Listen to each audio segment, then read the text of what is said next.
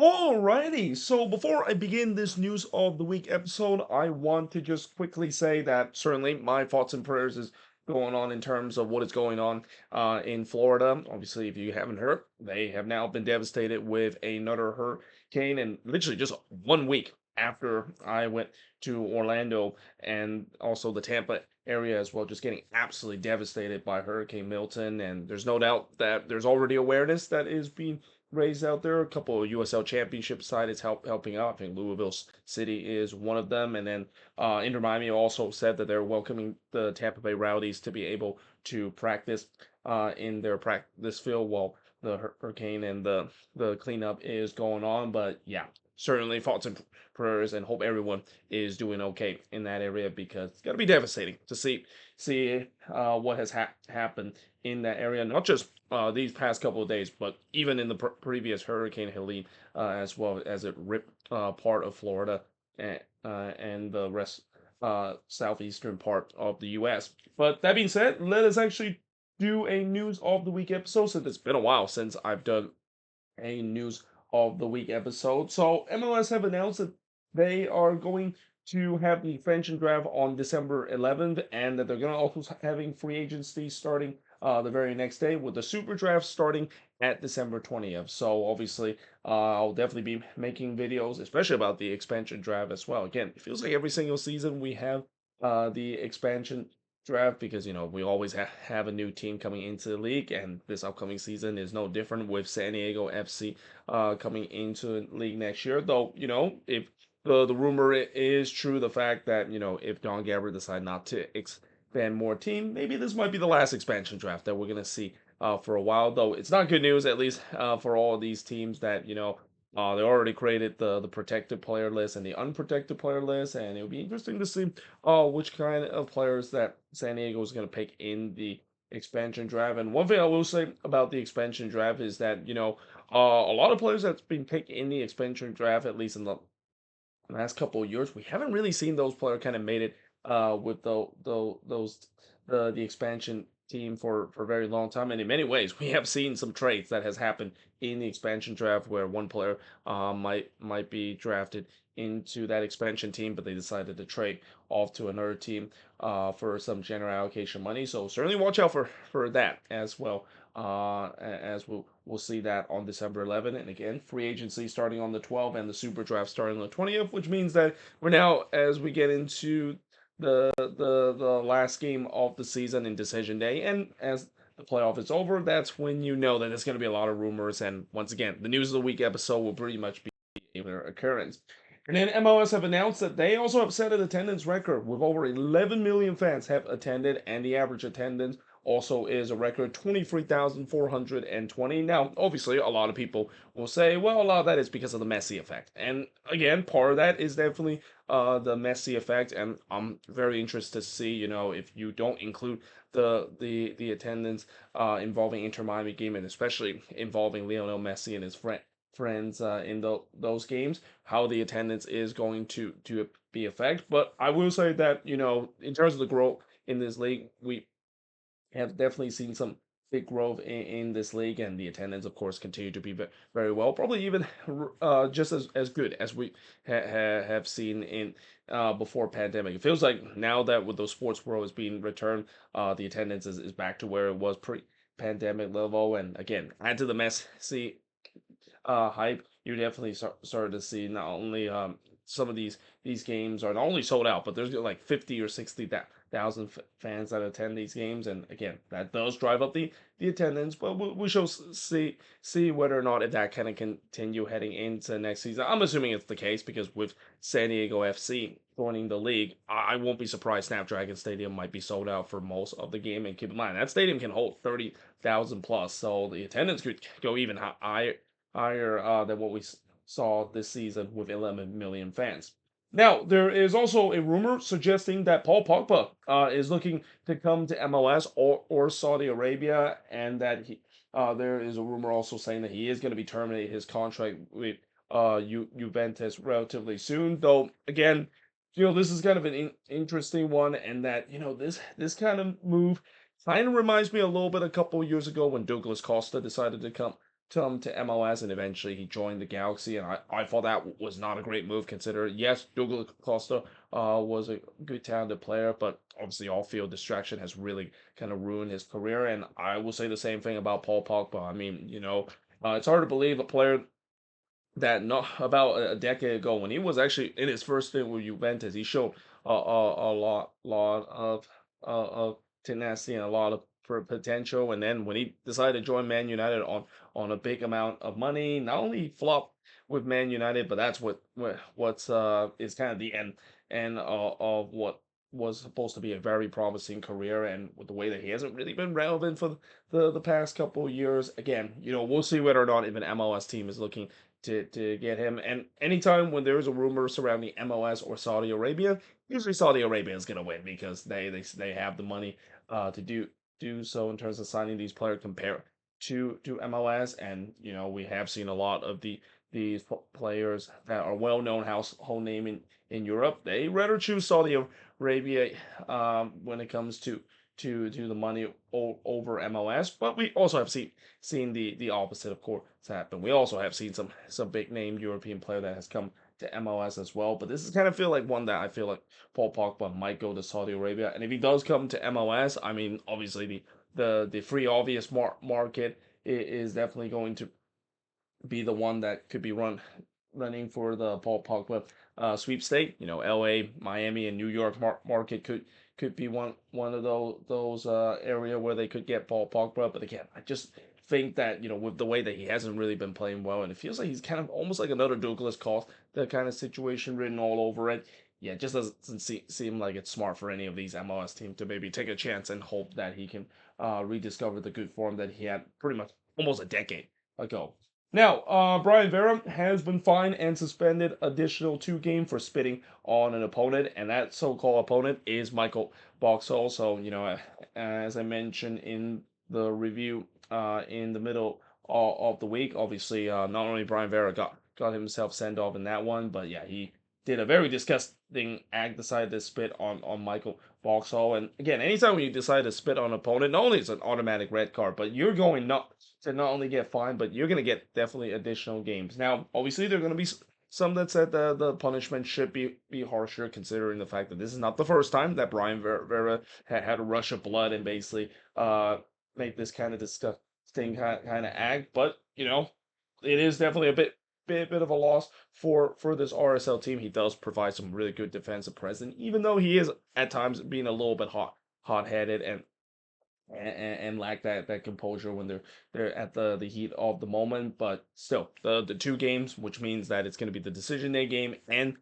game one of the best of 3 series that RSL is going to be playing. That's going to be a bit of a loss for RSL, at least for these 2 games. And then he's also not the only player that got suspended this week. Mark Delgado also suspended a game for serious foul play against Austin FC. So everybody, we're talking about the serious foul play in terms of Barrow decided to make just a reckless challenge on Ricky Puig. That not only that he did that reckless challenge, but he did it right in front of the Galaxy bench. And yeah, no surprise that the Galaxy bench, they were up in arms about that, and it really kind of kicked off late in the game. But people forgot about the Mark Delgado foul that we saw earlier in the game. I think was it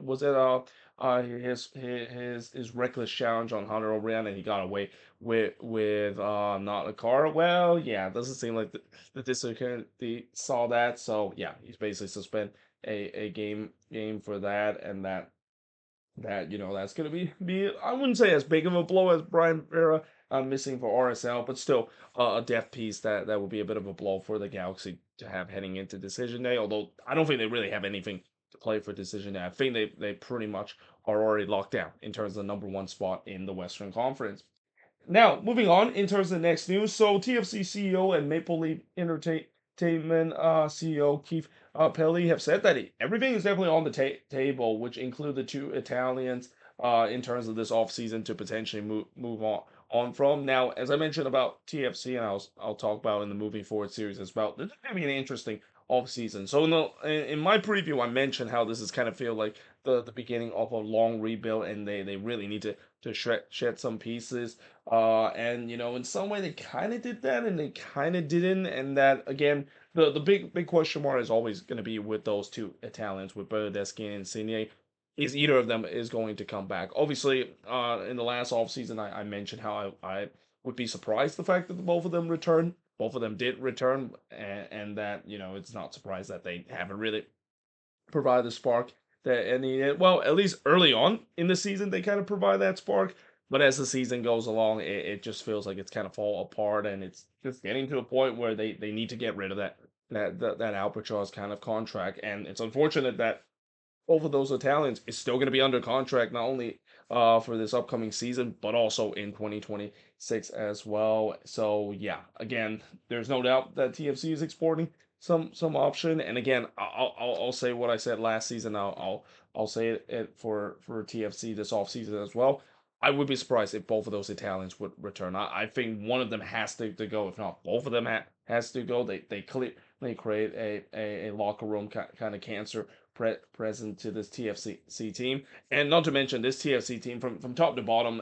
We know that things are ugly right now, and that this is why last season, as painful as I know that them collapsing late to miss out on the playoffs, this is just the beginning of a growing pain of just a huge cleanup of just kind of a nuclear waste that this team has left by the previous regime coming in to this season, and it seems like they're going to continue to do that heading into this off season as well.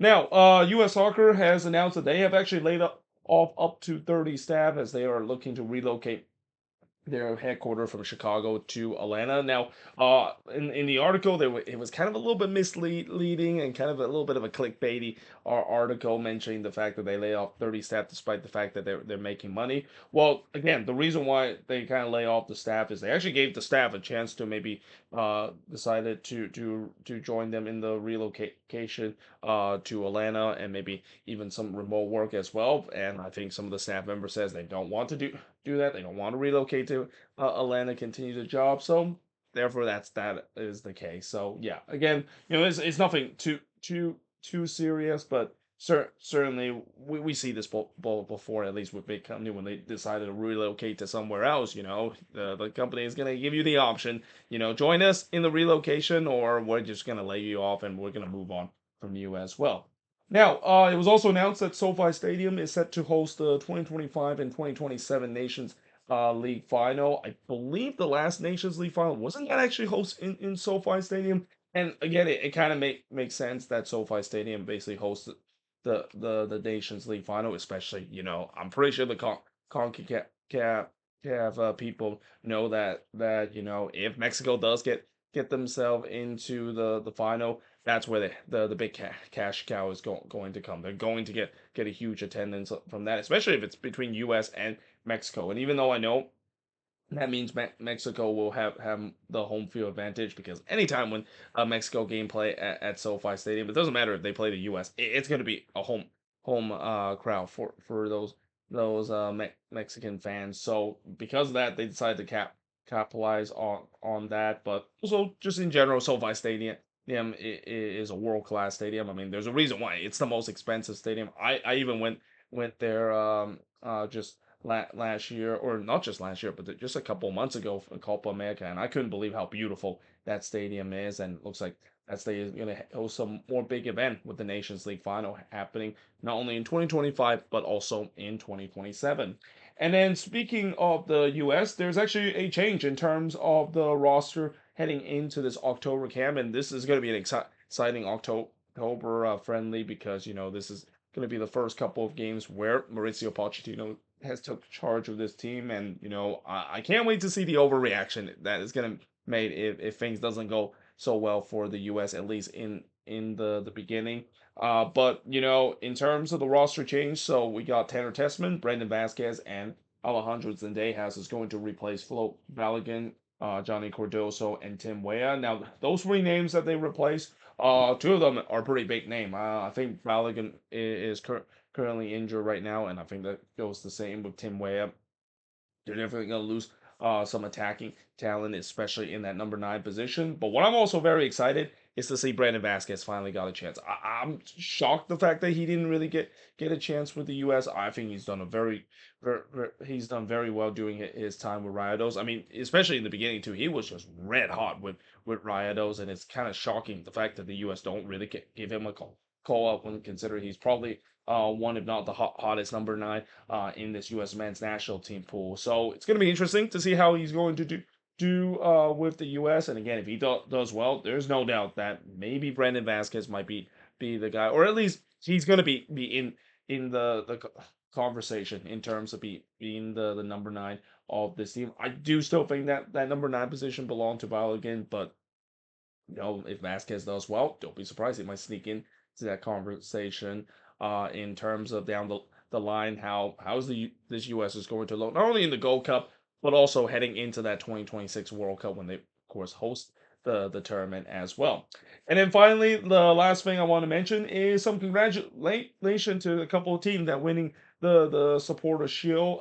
So for Orlando Pride, they of course won the NWSL Shield. And what's crazy about Orlando Pride right now is that they're trying to do what Bayer Leverkusen did last year. They're trying to do an invincible season because it's hard to believe, but they have not lost a single game in the NWSL. And if they keep that up, they would be the first team to ever go invincible in the NWSL. In fact, they might be the first team in any of the big professional league to go undefeated, because I don't think any team in MLS or even in the USL championship has gone undefeated for the whole season, at least some of those top 2 tier leagues. So certainly, whatever Orlando Pride is doing this season, it has worked out and then some, with them having an undefeated season. And we'll see whether or not if they will finish the entire season undefeated. And then, of course, Forge FC winning the Canadian Premier League Shield. That's not a big surprise because Forge FC has really been the dominant power in the Canadian Premier League. I think that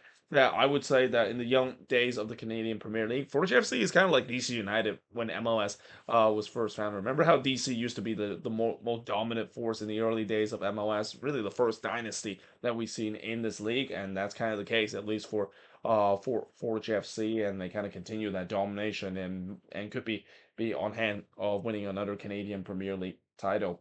But there you have it. That is pretty much it in terms of looking at all these news from this past week. As always, let me know in the comments below what do you think of these news, and if there's any news I didn't mention here on the board, let me know in the comments below as always. But until then, hope you guys enjoyed this video. If you do, make sure you guys do like, smash the subscribe button, and yeah, I of course will see you guys next time.